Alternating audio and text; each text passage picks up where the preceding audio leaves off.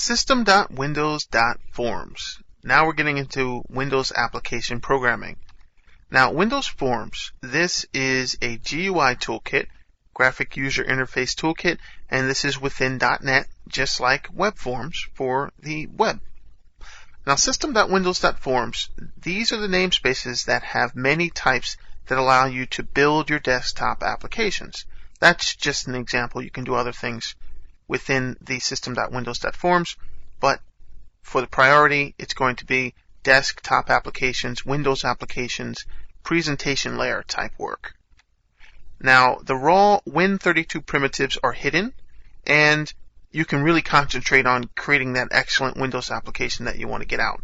And it's a lot quicker and easier to work with than with the Win32 and the whole message pump and things like that.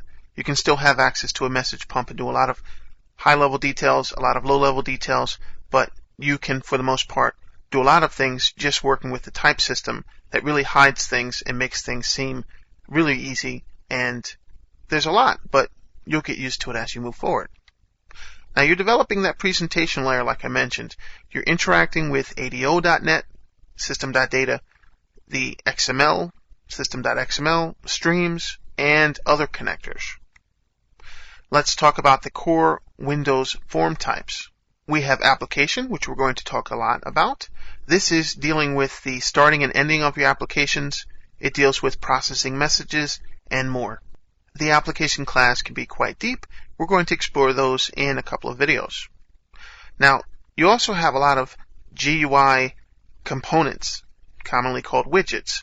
Now, these are just a few of the classes that are going to represent the different types that relate to these GUI components, and these are what you use to build your visual applications. Now, of course, you don't have to always just use these components. You can use third-party components. You can create your own. You can extend from these components, and you can work with the COM components as well.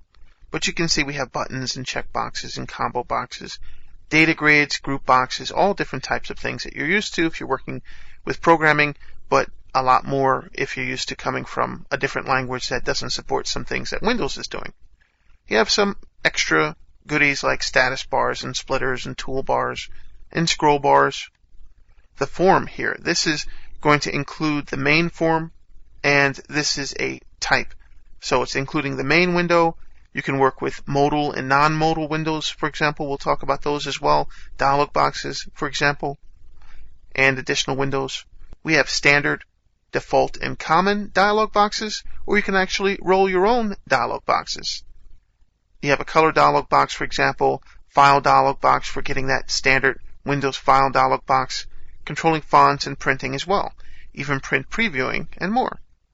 Menus are really easy to get started and work with. You can create some standard ways to work with the menu system, and you have some common types that you work with.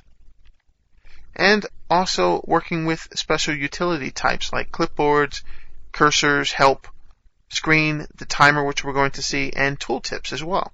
Lots of things to get us started. It's very, very deep, Windows Forms is, and we're going to explore it in great detail here within this section.